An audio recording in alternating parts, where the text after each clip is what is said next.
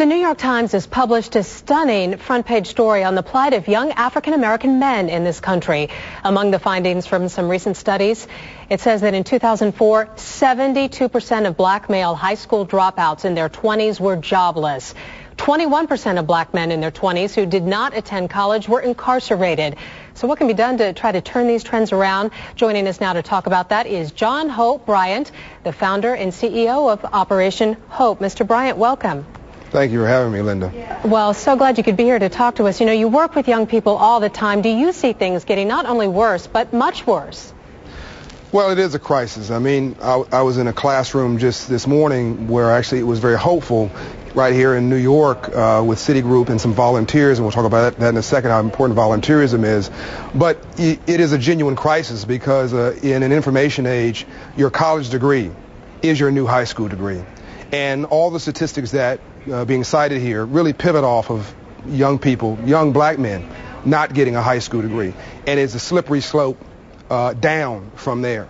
Tell us more about why they're not staying in high school. I mean, we have a pretty good job market, pretty good economy. I mean, what are one or two main causes that you want to focus on? Well, there's a lack of hope. I mean, there's a difference between being broke and being poor. Being broke is economic. Being poor is a disabling frame of mind. They don't believe, unfortunately, in the American dream as much as they should and as much as they could. And I think that America is partly to blame because we've shifted from a legacy of discrimination to really a legacy of indifference.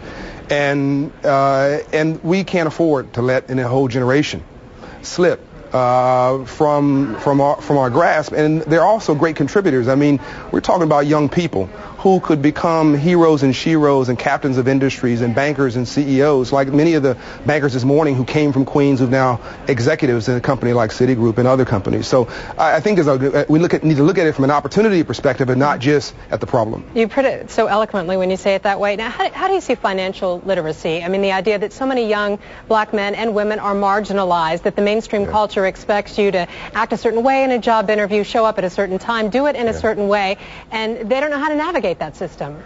Right, and you know, you got more, great point, you got more ex-felons returning to an inner city community than you got bankers and professionals. And these kids are not dumb and they're not stupid. Nobody wakes up in the morning and says, I want to be an idiot, I want to be a failure. These are people who want to do well, but if you don't know better, you cannot do better. And in a blind town, a one-eyed man's king. So what we're doing is teaching them financial literacy, which is, I believe, the first silver right, from civil rights to silver right in this new economic era, giving them the tools they need to practically be able to compete in society, checking, savings, credit, investment, the history of banking. And by doing that with volunteers from financial institutions, they're also becoming mentors. The volunteers are showing these young people that you can do anything you want, and you may have made a mistake, but you're not a mistake, that a saint is a sinner that got up. We all make mistakes. Tell us how you see a difference in a child's life when they have that kind of a role model, when someone talks to them or visits with them and their family. Yeah. It's me. I grew up in Compton, California, in South Central LA. My parents had an 8th grade education, two of the most brilliant people I've ever met in my life. My mother told me she loved me every day of my life. I believed it. So I was broke, but I wasn't poor. My dad has owned his own business for 53 years. So my first business was 10 years of age, a neighborhood candy house. Why did I do that? I saw my father do it. So it's about role models. And so I think that we need to look at this in two ways. One is, how do we get kids on the right track? And the other thing is, how do you get kids off of the wrong track?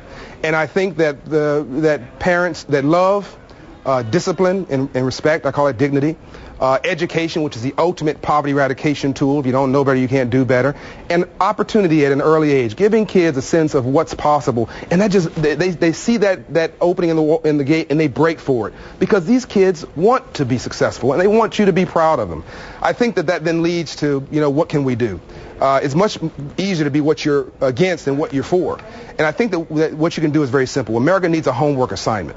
Congress needs to go and reform the earned income tax credit, a great program. President Clinton and I were in Mississippi on Sunday with Katrina victims, but it really benefits mostly mothers with 2 children. And if you're a single working male, you get nothing.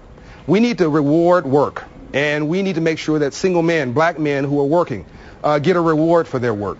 And I think that that's one way that Congress can do it in an easy way to amend. I think, you got schools with half of their kids, your statistics showing, dropping out. Right. That's a death sentence. So you can't have a company with a product where 70% of your products or 50% of your products are defective. So schools just absolutely need to be reformed. This is a non-starter issue. Yeah. I think that finally each of your viewers, the men who are watching, not just black men, all of us, need to go and spend an hour a week in a school, right in your neighborhood. Go on your way from work one day and go into school and be a mentor, be a hero or shero to those young people. It'll change their life. You are inspiring. It could make a big difference. John Hope Bryant with Operation Hope. Thank you so much for your insight. My deep honor. Good luck with your work. Thank you.